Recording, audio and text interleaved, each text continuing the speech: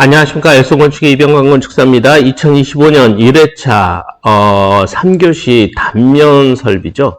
단면과 설비의 복합 문제고요. 60점 배점입니다. 세 번째 강의는요. 표 4의 내용과 그 다음에 보기 내용, 그 다음에 평면 분석하는 법, 요것들에 대해서 이제 조금 자세하게 설명을 할 건데요. 가단면 어떻게 계획하는지 그런 것들도 한번 같이 내용을 파악해 보겠습니다.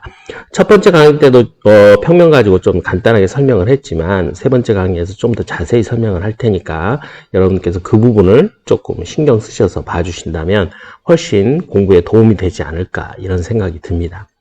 자, 표 4부터 볼까요? 표 4, 기타 재료죠. 표 4 기타 재료는 일단 답안지에 다 적어 넣어야 됩니다.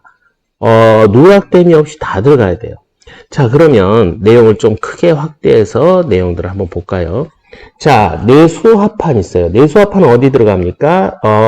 금속판 천정제가 있어요. 금속판 천정제. 경사지붕에다 집어넣으라고 했죠? 앞에서 설명했어요.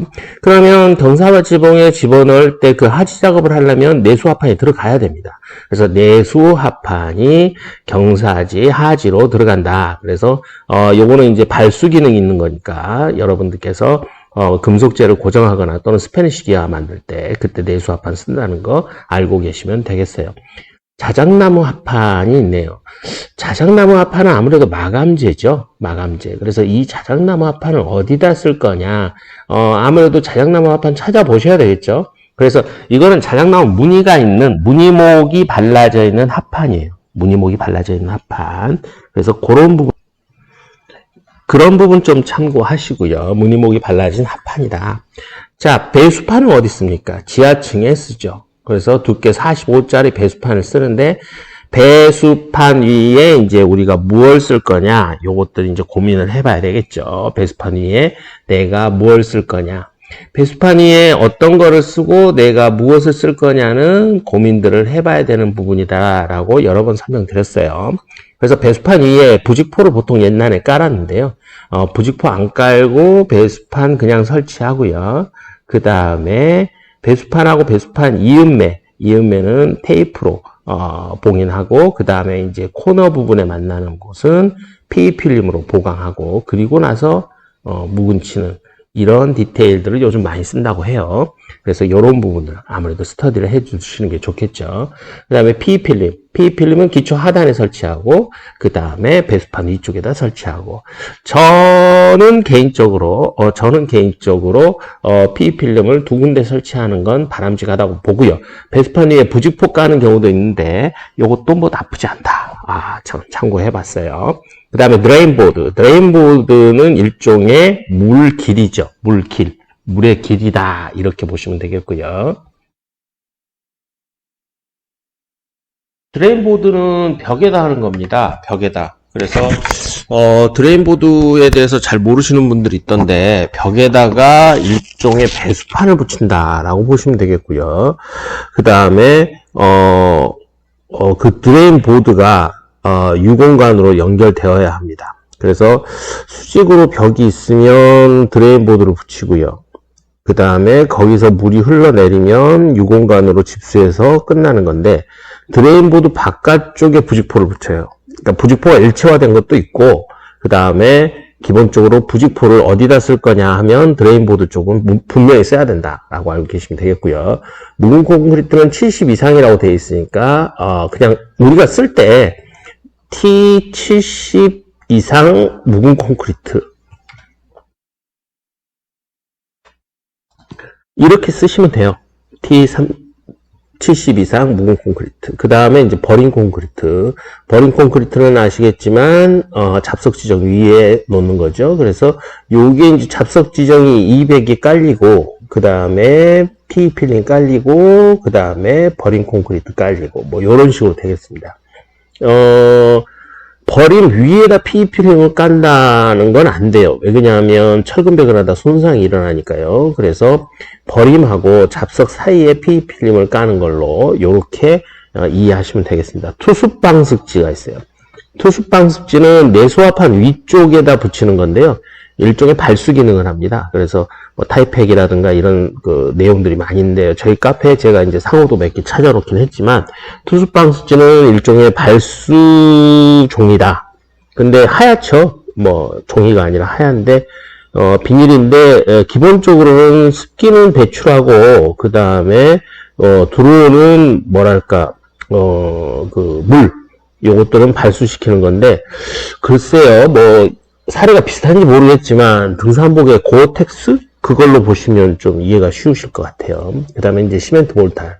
그래서 보호 몰탈, 시멘트 몰탈, 요거는 이제 침투성 방수에 시멘트 몰탈이 붙는 거다. 요거 알고 계시면 되겠고요. 아연도 각관 50바이 50을 써요. 그럼 50이면 꽤 큰 건데, 이걸 어디다 쓰느냐, 금속 지붕재, 하지 작업으로도 쓰고요. 그 다음에 이제 그 마감재 중에 이제 하지 작업을 해야 되는 플로링이라든가, 이런 거에 하지 작업. 그러니까, 하부의 골조죠. 뼈대 작업에 쓰는 걸로 이해하시고 쓰시면 되겠습니다. 아연도각관. 그 다음에 경량 철골 천정 틀에 뭡니까? 석고보드 위 도장이죠. 그래서 천정은 하나밖에 없어요. 마감이. 그래서 그런 내용들 확인하시면 되겠습니다. 동영상 볼까요? 보기, 뭐 무조건 준수해야 되는 거죠. 이거는 뭐 준수해야 되는 거고, 축척 100대1, 20대1. 단열재 모양은 똑같고요. 방수재 똑같고요. 그 다음에 EPS 똑같고, 그 다음에 드레인보드. 드레인보드는 축척 20분의 1에서 좀 표시하라고 한 게 있어요. 그래서 이렇게 표시해 주시면 되겠고요. 배수판도 이렇게 표시해 주면 좋겠어요. 그럼 뭐 이렇게 그리면 되죠. 이런 식으로 프리핸드로 그려주면 되고요. 드레인보드는 벽에 붙는 거니까 이렇게 그려주시면 되겠다. 그 다음에 부직포 붙이고, 그 다음에 여기다 부직포 하는 것도 괜찮다. 나쁘진 않다. 그런데 일반적으로 요즘은 부직포 안 하고, 그 다음에 이쪽에 B필름, 그 다음에 이쪽에 테이프 보강, 뭐 이런 식으로 해서 바로 부분 쳐버리더라. 요거 알고 계시면 되겠어요.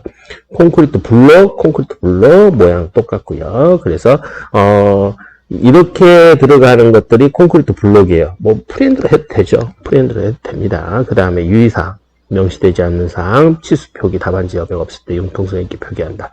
이 융통성 있게 표기한다라는 거를 좀 오해하시는 분들이 있는데, 자, 이렇게 있어서 여기에 들어가는 치수가 있다. 그러면 예를 들어서요. 여기에 치수가 이렇게 쓰는 게 융통성 있다? 이건 아니에요. 여기 쓸 치수를 이 밑으로 내려서 여기다 써라. 이래도 상관없다. 그건 봐주겠다. 그런 의미 아닐까요? 여기에 뭐 예를 들어서 사람 이름도 써야 되고 수험생 이름도 써야 되는데 거기다 겹쳐서 쓴다? 그건 좀 아닌 것 같아요. 뭐 이게 뭐 당락이 결정되는 사항은 아니지만 그래도 수험생들이 알고는 계셔야 되겠다라고 싶어서 한번 말씀드렸습니다. 자, 평면도 한번 볼까요? 앞에서 한번 설명을 드렸지만 좀 더 자세히 설명하는데, 가단면 작성하는데 필요한 것들, 평면 작성 부분, 그런 것들을 한번 설명을 해드리도록 하겠습니다. 평면 하실 때 이제 제일 중요한 거는 단면 부분 따라서 이렇게 한번 라인을 쭉 그어 주시고요. 그 다음에 주열선 라인 쭉쭉 내려 주시고요. 그 다음에 기본적으로 X1열부터 X5열까지 해서 이제 튀어나간 게 있고 들어오는 게 있죠. 튀어나간 부분 뭐 이렇게 표시해 주는 거 나쁘지 않고요. 하부 오픈 부분만 파란색으로 이렇게 표시하는 것도 나쁘지 않아요. 자, 여기 레벨이 이제 GL-3600이고요. 요게 이제 실링 하이트 3600 뭐 참고하시고요. 그 다음에 GL-4500 그러면 GL-3600, 4500 그러면 3600으로 가서 그 다음에 4500으로 내려간다 라고 보시면 되겠고요. 그 다음에 여기에 있는 천정고는 4200, 여기에 있는 천정고는 3600, 그 다음에 여기서 얼마가 차이 나겠어요? 600에서 200이니까 400, 200 그러면 얼마입니까? 600 차이 나는 거죠. 그 다음에 여기에 이 벽면선이 인면선으로 보여진다. 이 문제는 인면에 대해서 그렇게 체크를 많이 하겠다는 의미는 없는 것 같아요. 그래서 좀 참고하시고요. 그 다음에 가번, 창호 하단은 GL 3500 올라가서, 여기서 3500 올라가서 창호 높이가 2600이다. 그러면 3500, 2600 도면에 글 써줘야 된다는 거 잊지 않으셨으면 좋겠고요. 그 다음에 지상 2층 평면도 보시면요. 지상 2층 평면도는 발코니 있고요. 그 다음에 발코니에서 쭉 가서 계단 올라가서 오픈 돼 있고요. 그 다음에 쭉 가서 하단 내려가는데 요게 두께가 400이라고 했고요. 요거 두께는 100이라고 했으니까 기본적으로 300 다운 되겠죠? 그죠? 그 다음에 여기에 아무래도 땅에 그대로 묻혀 있다라고 보시면 되겠고요. 요거는 하부 오픈, 요거는 상부 오픈, 요거는 상부 오픈이에요. 위가 터져 있다는 뜻이고요. 그 다음에 실링 하이트 7700 상부 오픈 부분, 실링 하이트 3300 북카페 부분, 뭐 요렇게 되어 있네요.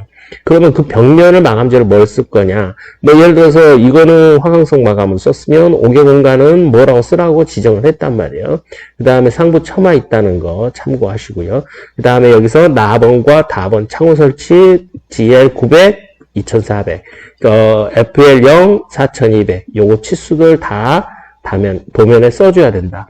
그 다음에 발코니 하부 주변 안전난간 1200 설치, 요것도 1200이라는 거, 안전난간이라는 거 다 써줘야 된다. 파라펫으로 하지 말라는 뜻이죠. 그래서 임의로 하지 말고 정확하게 하시는 거 잊지 않으셨으면 좋겠어요. 그 다음에 계단에 대한 거, 라이저, 트레이드 다 지정했죠. 150, 뭐 예를 들어서 얼마 다 지정했어요. 그래서 그 지정한 것들 내용들 꼭 확인하셔서 판단하시면 좋겠고요. 그 다음에 지상 2층 평면도 보시면 지상 2층 평면도 자 지상 2층 평면도는 이쪽에서부터 이쪽까지 단면 쭉 가서 여기에 이제 창문이 있고요.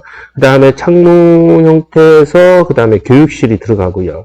그 다음에 교육실은 실링 하이트 2400이고 마감 두께는 50이라고 지정되어 있네요. 표시했죠? 그 다음에 쭉 가서 이거하고 이게 라라고 되어 있으니까 라는 창호 높이는 2400이에요. 그래서 요거 2400, 요거 2400 써줘야 되고요. 그 다음에 오게데크는 450이니까 다운되겠죠? 그래서 50, 450 다운되면 얼마예요? 여기서 여기까지 슬라브는 기본적으로 400 다운된다라고 보시면 되겠네요.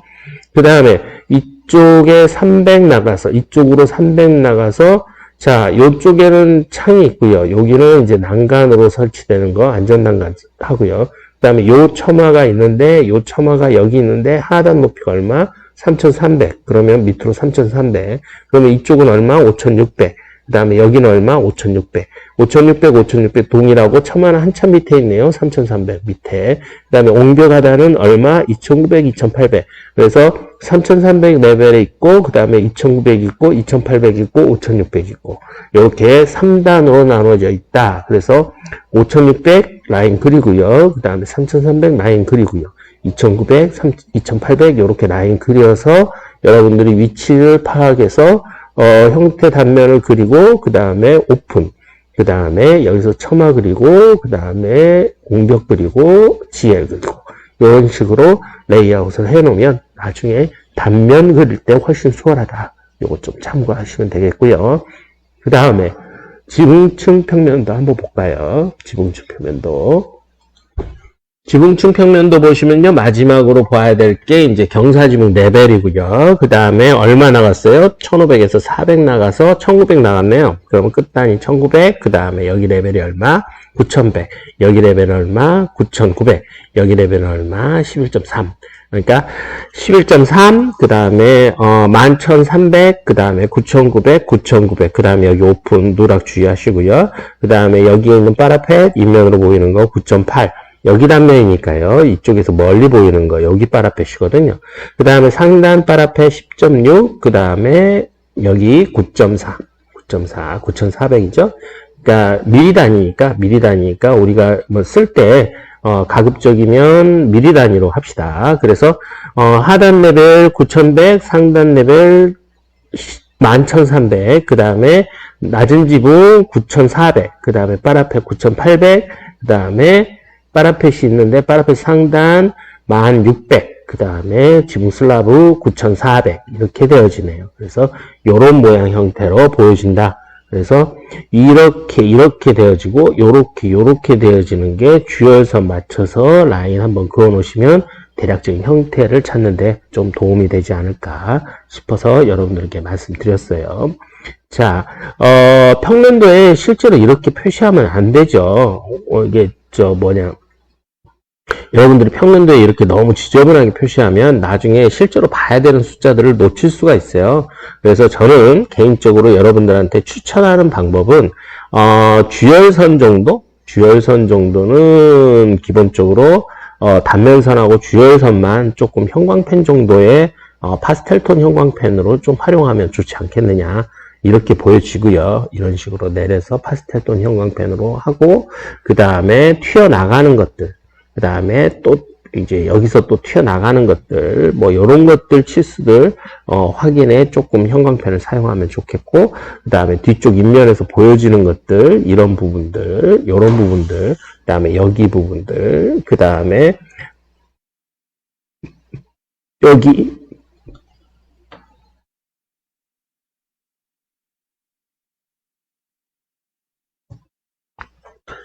부분들, 이런 것들 이제 여러분들이 좀 참고하시면서 본다라고 생각하시고요. 실제로 시험 볼 때 이렇게 더럽고 헷갈리게 했으면 안 되죠. 저야 해설을 위해서 여러분들한테 설명드리는 거니까 그런 부분들을 좀 참고하셔서 봐주셨으면 좋겠어요. 그래서 일단은 이제 문제지 활용법에 대해서 이제 한번 쭉 설명드렸고요. 그 다음에 2페이지 문제지에서 기타 재료, 그 다음에 보기, 그 다음에 유의사항, 그 다음에 층별 부분 평면도에서 이제 가단면 만드는 법, 요거에 대해서 이제 한번 설명드렸어요. 여기에 대해서 한번 고민들 해보시고요. 그 다음에 따라 하시면서 단면을 풀어가는 순서들을 한번 몸에 익숙해지는 게 한다는 거, 이게 이제 문제 포인트다라고 보시면 좋겠어요. 이상으로요, 세 번째 강의를 마치도록 하고요. 네 번째 강의에서는 이제 가단면, 그 다음에 내가 가짜 단면을 그려놓고 진짜 단면을 바로 그릴 거냐, 어떻게 할 거냐, 전략에 대해서 좀 설명을 해보도록 할게요. 수고들 하셨습니다. 감사합니다.